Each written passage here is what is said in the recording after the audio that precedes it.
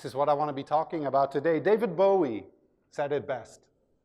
Cha-cha-cha changes. Kind of summarizes what's going on in our industry and in the world. Digital and technology is changing everything. Half of the jobs that we do today, they didn't exist 5 years ago. And design kind of sits smack in the middle of that. How we design today did not exist 5, 10 years ago. We want to understand the consumer. We want to gain insights. We develop a solution around that. We prototype it. We iterate it in an agile process towards success. And we do that alongside of our client. That's a very new process that we're applying. That means our job is just never done. There's always something more to design. And I love that. For me, today is the beta of a better tomorrow. As a designer, you're constantly looking for things to improve and figuring out ways on how to make that tangible. That's the beauty of our job, of our role. And if you come to think of it, design and technology, even though that seems at odds today, they've always been in close relationship. We've always designed to the edge of what is technically possible.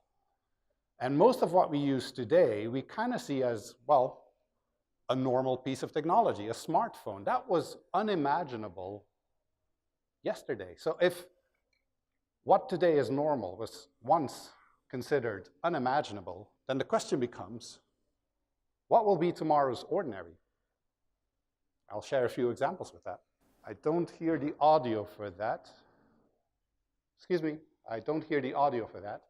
I think we've all seen this on YouTube, Tesla's autopilot. But what's going on here is that there's learning and there's ability to predict and prevent and make decisions faster, better, and safer than we currently can do ourselves. That wasn't doable until recently. Now scale this. Imagine that anything and everything can work with you and alongside of you, and then pretty soon, your city is this mix of a digital, physical, hybrid environment that knows you, that works with you, that informs you when and where it is needed. Now, I would really like to have audio for my next slide, because otherwise it's not going to make a lot of sense. Shall we try? So really, if your world is becoming a mix of digital and physical aspects that can react to you, that have the sensors for it, imagine this as a future. Today was the day that I put everything in perspective. I fell asleep, but when I woke up, everything changed and the skies turned off. That was before. That was before.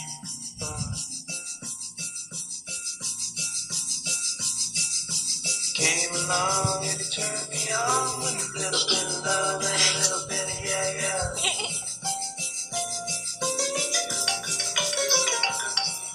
Today is the day.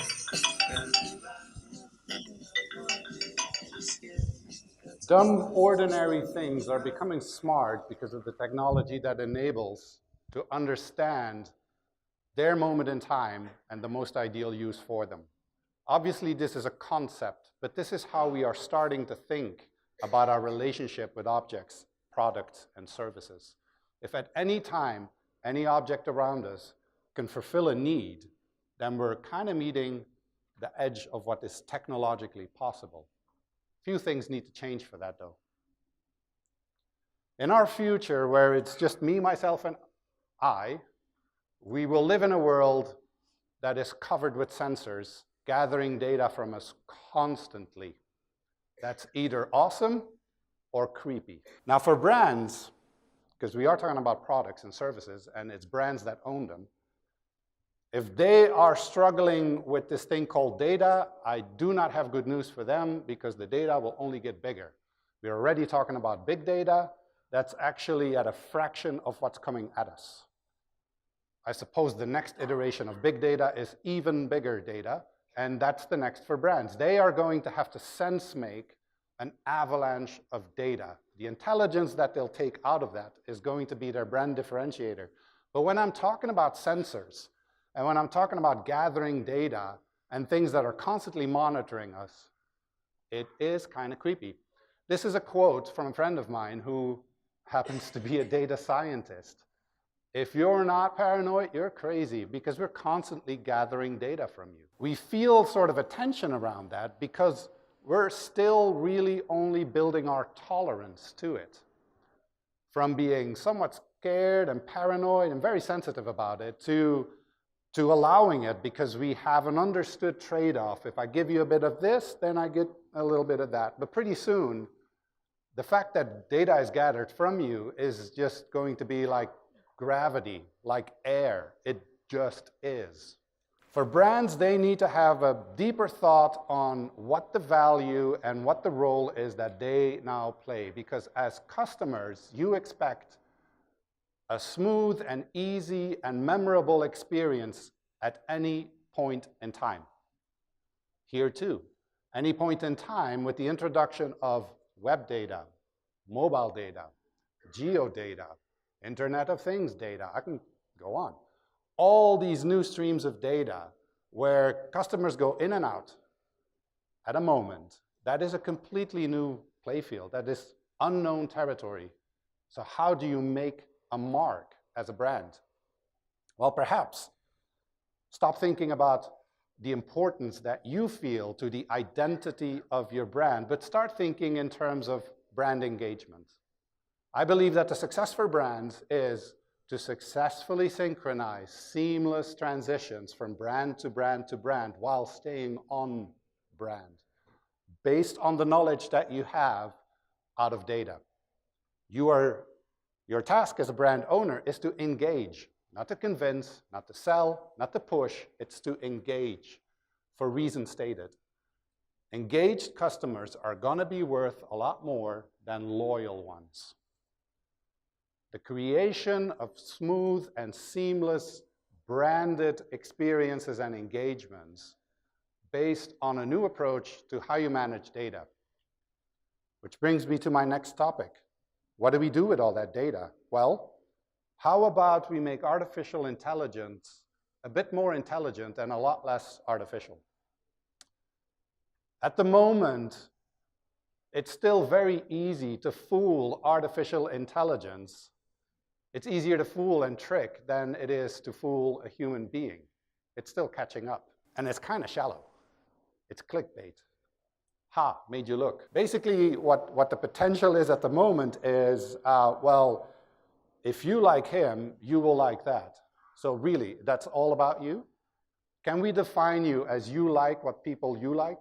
Because that is what data is helping us understand. And I think it could do a lot more. I think the potential for the data and the intelligence that we gather could consider a new role and perhaps be a bit more beneficial. If we can push the capacity of data gathering, machine learning, artificial intelligence, if we can push that beyond just doing things faster, beyond just doing things predictively, to enriching and giving more purpose and meaning to the person that I know so intimately because I have all his data, I think then we're going to be on good track. We might even make societal changes based on our activity as a human being. So the evolution for artificial intelligence or machine learning is to go beyond anticipatory, beyond meeting the known brief and the known problem and investigate the potential and the stretch of the solution for that problem. Our problems are changing and they will constantly evolve. The tools that we are getting as to tackle these problems, they will constantly evolve. But if we do not keep them at the edge of society and the intersection of technology, we're just going to do things for the sake of having done them because they were technically possible. But they're not going to have the meaning and they're going to be kind of shallow. I believe our chance to do that is with what I call our North Star formula to do real experience design, and it's the right proportion of content versus context in one delivery, because we feel faster than we think. We might assume that us human beings, we're very rational, we're very logic, we can figure this stuff out, but we're at the mercy of our emotions. We're at the mercy of our instincts. We react much faster than we think. Now, if you're designing for that world, what is next for you? I believe it is facilitation.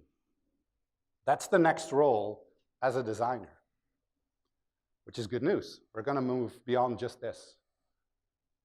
Little by little and more, every year I see this change and puts a big smile on my face.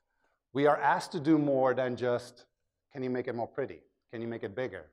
Less red. The stylistic skill that we have is becoming a little bit less important, whereas the story, the meaning, the concept, the purpose is what we can start help define. And that is our role. Because UX, interfaces and usability, well, at one point in time, we will have taken out all the friction. All the usability will be met, which means that interfaces will only come when and where they are needed. In other words, only when they can add meaning and value. Pretty soon, we will be at that stage. If there's an interface appearing, it's only because it can enrich a moment. Are we ready for that? Well, we will be if designers start approaching their role and their job as facilitators and start seeing around the corners of what is possible. Facilitators will design the new relationships between people within the same company, relationships between the product, the service, and the user. Our job as designers is to inspire the possibilities.